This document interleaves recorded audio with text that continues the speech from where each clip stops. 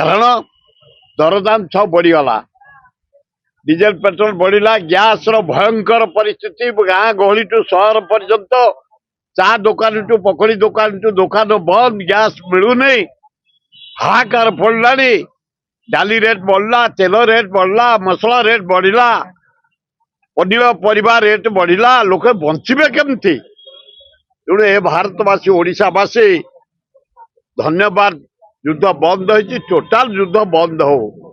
हे Russia president, ମୁଁ ଭାବିଥିଲି ତମେ ବିରାଟ टाइगर, तमे सुगार।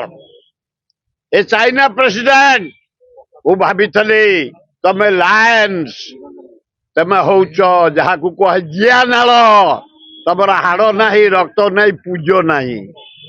अरे नरेंद्र मोदी, ମୁଁ ଭାବିଥିଲି 140 कोटी लोक प्रतिनिधि ट्रम्प कहू युद्ध करनी।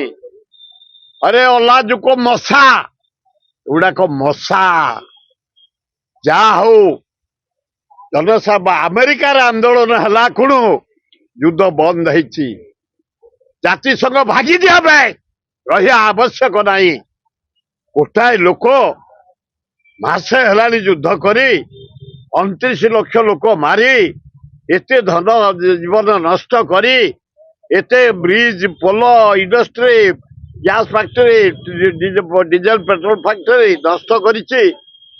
जा युद्ध बंद होइछि, टिके आश्वस्ति लगुछि।